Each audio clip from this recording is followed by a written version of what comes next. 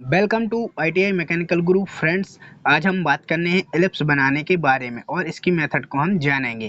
तो एलिप्स बनाने से पहले सबसे पहले हम यह जान लेते हैं कि इसमें कौन कौन से इंग्रेडिएंट्स होते हैं। तो चलिए शुरू करते हैं।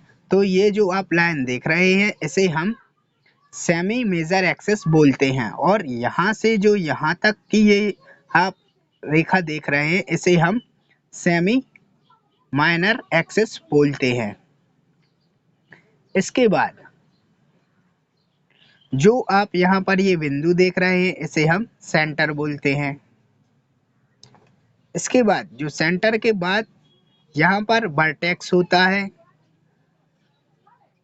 और एक वर्टेक्स यहाँ पर होता है, लेकिन इसके लिए हम कोवर्टेक्स बोलते हैं। इसे वर्टेक्स बोलते हैं, इसे कोवर्टेक्स बोलते हैं। यहाँ पर सेंटर होता है, यहाँ से यहाँ तक सेमी माइनर एक्सेस होता है और ये पूरा यहाँ तक माइनर एक्सेस होता है और यहाँ से यहाँ तक सेमी मेजर एक्सेस होता है और ये यहाँ से यहाँ तक फुल यानी मेजर एक्सेस होता है। तो यहाँ पर हमने इसके जो मुख्य पार्ट हैं वो हमने देख लिए हैं। अब चलिए मेथड को शुरू करते हैं। एलिप्स बनाने के लिए हमें मेजर एक्सेस और माइनर एक्सेस की जो आवश्यकता है वो होती है। तो जैसे हमें दिया गया है एक मेजर एक्सेस 100 mm है और माइनर एक्सेस 50 mm है, तो इसका हमें एलिप्स बनाना है। तो उसके लिए हमें क्या करना है, सर्वप्रथम एक आपको कंपास लेना है। कंपास को इस प्रकार से, जैसे जो हमारा माइनर एक्सेस है वो है हमारा कितना 50 mm, तो उसके लिए हमें 25 mm का जो है रेडियस लेनी है और एक वृत्त खींचना है। इस प्रकार से आपको एक सर्कल खींच देना है। 25 mm रेडियस का अर्थात जो भी हमारा माइनर एक्सेस है उसके आधे का हमें एक आधी रेडियस लेकर एक सर्कल इस प्रकार से खींच देना है। इसके बाद जो हमारा मेजर एक्सेस है उसका आधा करके हमें आधी रेडियस लेके एक और वृत्त इसी सेंटर को मानकर हमें खींच देना है। इसके बाद आपको जो आपका मेजर एक्सेस है उसकी आधी रेडियस लेकर एक वृत्त और खींच देना। इस प्रकार से आपको रेडियस लेनी है, उसी सेंटर को मानकर आपको एक और वृत्त खींच देना है। इस प्रकार से वृत्त खींचने के बाद आपको इस पर एक हॉरिजॉन्टल लाइन खींचनी है और एक वर्टिकल लाइन खींचनी है। तो यहाँ पर आप इस प्रकार से रखेंगे और इस पर एक हॉरिजॉन्टल लाइन खींच देंगे और एक वर्टिकल लाइन खींच देंगे जो सेंटर से जाती है और ये लाइनें एक दूसरे के परपेंडिकुलर होना चाहिए। तो इस प्रकार से हम इसको लाइन को खींच देते हैं। इस प्रकार से हमें यहाँ पर 4 बिंदु प्राप्त हो जाएंगे। ये हमारा AB एक्सेस हो गया जो कि मेजर एक्सेस है और ये CD एक्सेस हो गया जो हमारा माइनर एक्सेस है और ये यहाँ पर हमें सेंटर प्राप्त हो गया। इसके बाद आपको क्या करना है, जो आपने मेजर डाया के आधा लिया था, उस मतलब जो बड़ा सर्कल खींचा था उसकी जो रेडियस ली थी उसी रेडियस का एक चाप आपको इस साइड लगाना है और एक चाप इस साइड लगाना है। इस प्रकार से जो आपको 4 बिंदु दिख रहे हैं A, B, E और F, इन चारों बिंदुओं पर रखकर आपको दो दो चाप लगाने हैं, एक चाप इस साइड और एक चाप इस साइड।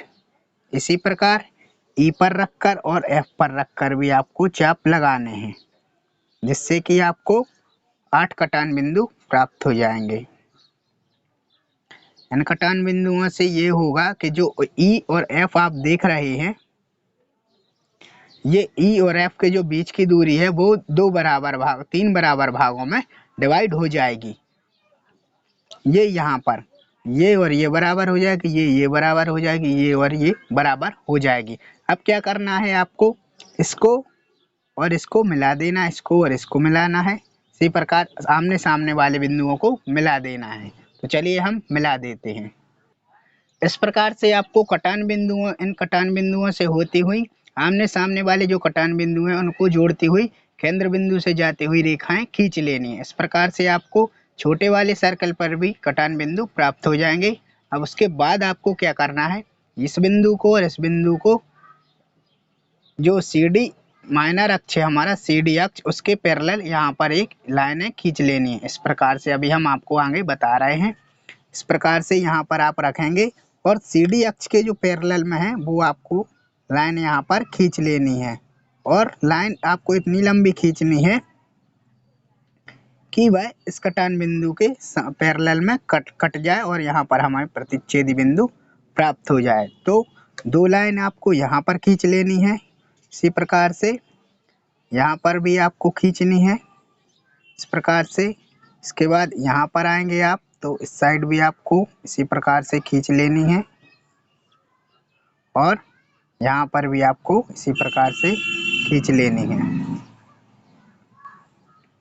अब आपको क्या करना है, अब आपको यहाँ पर जो आप देख रहे हैं दो बिंदु, इनको यहाँ से AB अक्ष के पैरेलल इनको काटती हुई रेखा खींच देनी है।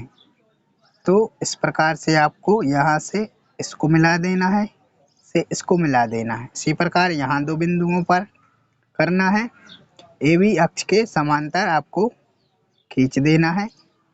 तो आपको यहाँ पर दो बिंदु प्राप्त हो जाएंगे। इसी प्रकार दो बिंदु आपको ऊपर प्राप्त हो जाएंगे। तो आपको इस प्रकार से मिला देना है और यहाँ पर आपको मिला देना है। इस प्रकार से आपको 8 बिंदु प्राप्त हो गए हैं।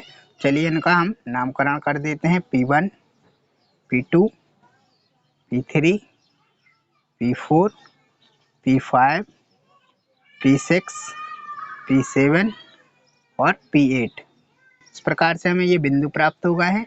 अब इसके बाद क्या करना है, अब इसको आपको फ्रेंच कर्व की सहायता से मिला देना है। एक बिंदु यहाँ हो गया, एक ये हो जाएगा, एक इसका हो जाएगा, एक ये C पर हो जाएगा, P3, P4, B, P5, P6, D, P6, P7, P8। अब जो आपको बिंदु ये दिख रहे हैं, इन सबको फ्रेंच कर्व की सहायता से जब आप मिलाएंगे तो बिल्कुल एक्यूरेट मिलेंगे। अब हम इसको मिला देते हैं।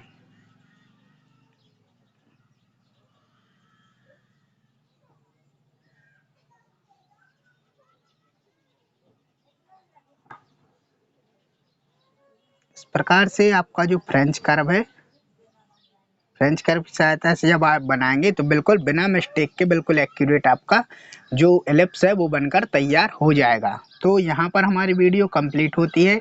यदि आपको वीडियो अच्छी लगे तो वीडियो को आप लाइक कीजिए और अपने फ्रेंड्स को भी शेयर कीजिए। और यदि आप चैनल पर नए हैं तो चैनल को सब्सक्राइब करना ना भूलें और साथ ही साथ बेल आइकन को भी प्रेस कीजिए ताकि आपको आगे आने वाली वीडियो की जानकारी तुरंत मिल सके। Thanks for watching. जय हिंद, वंदे मातरम।